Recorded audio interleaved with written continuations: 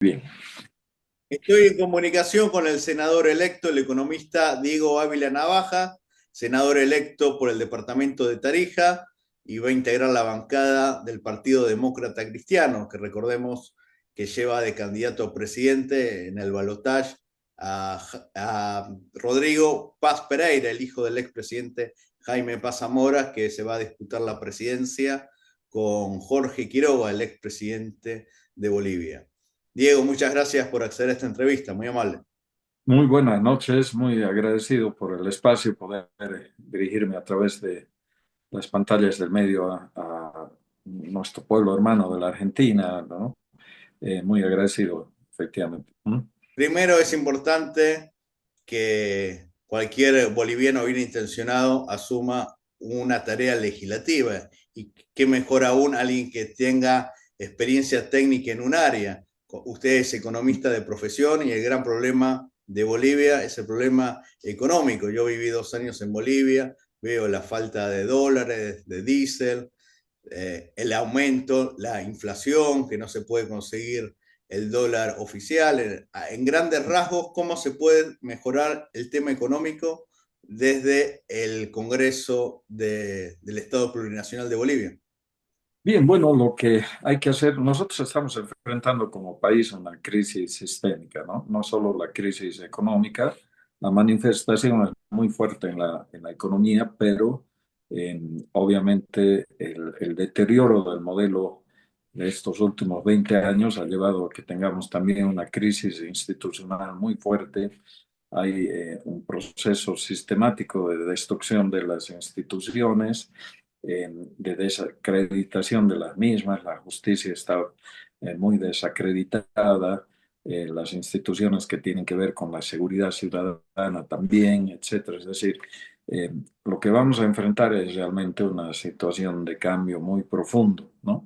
Y Que lo que tiene que ver. es cierto, si hay inestabilidad institucional y política, también corre peligro de la llegada de inversiones. Nadie quiere invertir en un país inestable a nivel jurídico y con algunas convulsiones políticas, recordemos bloqueos, manifestaciones.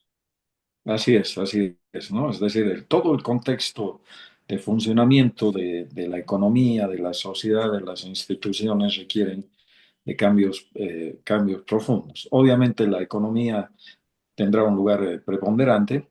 Lo que nos diferencia a nosotros del otro frente es que nosotros no pensamos en un ajuste tradicional, sino sobre todo en poner en orden primero la casa, ¿no? Hay mucho desorden, hay una economía que está sobredimensionada, hay gastos excesivos, hay un proceso de permanente eh, corrupción en las instituciones públicas. Se calcula que más o menos 4.500 millones de dólares al año es lo que Bolivia pierde por los temas de la corrupción. Es un cálculo que lo hacen organismos internacionales, pero al mismo tiempo tenemos un déficit fiscal abultado.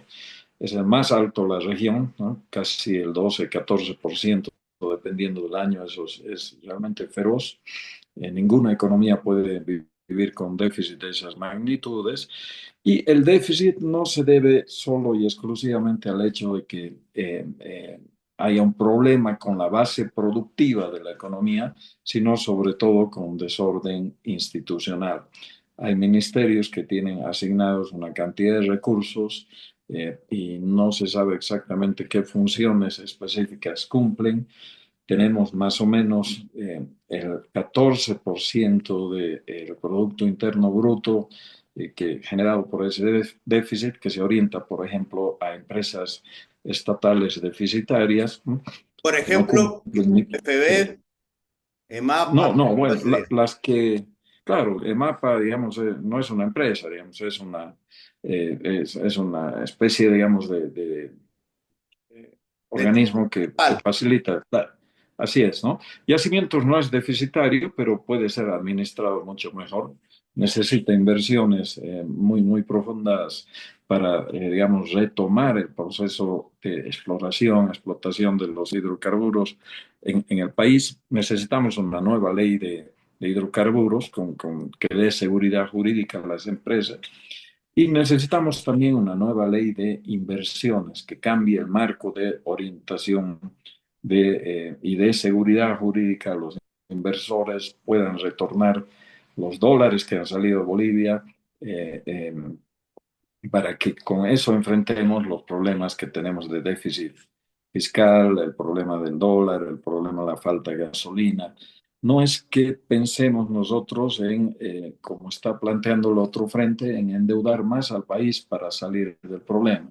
Estamos seguros que si ordenamos bien la economía, porque ya tenemos información muy precisa, podemos con el esfuerzo propio no solo generar el ajuste de las variables macroeconómicas, sino también apostar a temas de crecimiento y de redistribución de la riqueza para evitar que sean los más pobres quienes paguen el precio del ajuste, ¿no? Como ocurre muchas veces cuando el enfoque principal es solamente el ajuste macroeconómico, ¿no? A veces uno ve desde afuera problemas en Bolivia entre Oriente y Occidente, pero lo bueno que ambas regiones tienen economías complementarias. Es muy interesante trabajar en economía regional. La Uh -huh, economía regional que puede producir Santa Cruz, la que puede producir La Paz y Cochabamba, el uh mismo -huh, Tarija. O sea, uh -huh, Bolivia es un país que tiene mucha riqueza, o lo mismo Potosí con el Salar de Uyuni y uh tantos -huh. minerales que produce. ¿Cómo se puede activar las economías regionales en un país que es unitario y tiene autonomía? Y a veces, lamentablemente, los gobiernos regionales son muy cuestionados, sobre todo en materia de incapacidad en la Uh gestión -huh. presupuestaria y sobre todo en corrupción. Sí, bueno, es una muy buena pregunta. Nosotros tenemos un Estado autonómico, pero que empezó con la administración a nivel de las autonomías de alrededor de 20% de los ingresos del Estado y hoy administran aproximadamente solo el 7%, es decir, frente a un proceso de constitución de gobernaciones, de gobiernos autónomos municipales, hubo al mismo tiempo un proceso de reconcentración de las decisiones sobre los ingresos y consecuentemente el gasto en el nivel central. Entonces las autonomías están quebradas en este momento. El modelo de gestión de la autonomía es un modelo que define competencias compartidas en los tres niveles y que ha llevado a un desastre en el tema de salud, en el tema de educación, en el tema de seguridad ciudadana. El tema de la promoción económica es un canto a la bandera en el actual modelo económico, por decirlo de una manera alegórica. No tienes ninguna posibilidad efectiva de hacer promoción económica, de apoyar a los temas del turismo de manera efectiva. El Por tema eso también que nosotros, es importante, las remesas. Hay millones exacto. de bolivianos en el exterior que Uh -huh. colaboran con la economía doméstica de Bolivia. Así es. Pero para cerrar este tema de las autonomías, nosotros vamos a generar un nuevo modelo de administración del Estado donde el 50% de los recursos nacionales van a ir a los niveles autonómicos. Es decir, junto a la transferencia de facultades y competencias que permitan administrar efectivamente esos recursos nuevos que van a llegar a las regiones y que tengamos un nuevo sistema de salud, un nuevo sistema de educación, de seguridad ciudadana, en fin, todo lo que son competencias territoriales. En otras palabras, el modelo nuestro es plantear un nuevo país donde el país se construye desde las regiones, ¿no? Y el nivel central es un nivel más bien facilitador de procesos. Vamos a hacer una reforma muy fuerte a la aduana nacional, vamos a acabar con una aduana corrupta, una aduana que está totalmente sobredimensionada. Los aranceles en el país son realmente una barbaridad, ¿no? No hay ninguna economía que pueda soportar y enfrentarse en adecuadas condiciones a una competitividad, ni siquiera, digamos, pensando en los grandes mercados, sino solo con la región porque los aranceles que además, digamos, alcanzan a solo una parte de los productores, de los comercializadores que son formales, son aberrantemente grandes, ¿no? Entonces vamos a cambiar la institución Vamos a tener, digamos, un fortalecimiento del tema de las autonomías con nuevas facultades y competencias y vamos a generar un programa que se denomina capitalismo popular, capitalismo para todos, ¿no? Todo el déficit público que hoy se destina a empresas públicas que no generan ninguna riqueza y que solo generan déficit al país, va a ir a través del sistema financiero para generar crédito barato, crédito a largo plazo para reactivar la economía. Vamos a redireccionar varios de los gastos dispendiosos del Estado para políticas sociales, para políticas de promoción, economía económica real en las distintas regiones, ¿no? Entonces tenemos un programa comprensivo en el sentido de que vamos a ver no solo el ajuste macroeconómico, que sí hay que hacerlo, pero sobre todo vamos a tener otro conjunto de medidas que lo que van a hacer es cambiar la forma de relacionamiento y de las decisiones económicas dentro del país, ¿no? Apostando mucho a ayudar a los más necesitados. Diego, una pregunta. ¿Ustedes Sí. tienen pensado utilizar la política que dio resultado, por ejemplo, en Perú con Uh-huh. tratados de libre comercio? Por ejemplo, otros Sí. países tienen acuerdos Uh-huh. complementarios económicos. ¿Usted Sí. piensa que Bolivia tiene que ir a la firma de los TLC? Sí, así es decir, el comercio debe ser lo más libre posible y el Estado debe apoyar a los productores locales a alcanzar mercados regionales. La idea es que la competencia tradicional entre empresas internas que compiten no es factible en este nuevo mundo, ¿no? La competencia se vuelve más bien un tema territorial. En el territorio, las regiones, las empresas cooperan, ayudan a generar mayores capacidades para afrontar, digamos, la llegada a mercados importantes a nivel internacional. Nosotros somos ya parte del Mercosur, tenemos, por ejemplo, que adecuar toda nuestra Y parte disculpe, y parte de la comercial, Comunidad Andina de Naciones. también, obviamente, Tanto no conozco. así es, de la Comunidad Andina de Naciones, teníamos un tratado de libre comercio con Estados Unidos en algunos rubros, ¿no? Que nos interesa volver a recuperar, sobre todo el tema textil.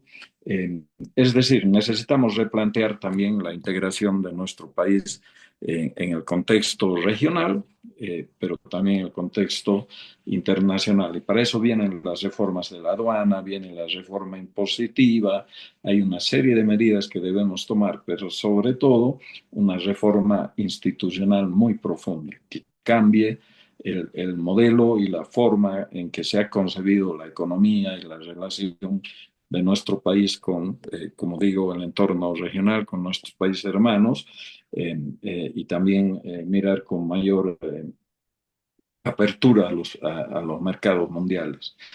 Tenemos muchas posibilidades de convertirnos en un centro energético de primer nivel con energías renovables. Son inversiones que hay que hacerlas, no son cosas, digamos, sueños imposibles, no son dimensiones muy grandes en cuanto a las inversiones y que sí pueden lograrse en el corto tiempo. Tenemos una gran riqueza hídrica en distintos lugares que no podemos aprovecharla en estos El momentos. gas boliviano también es importante, incluso lo suministró Claro, Argentina hace un par de años.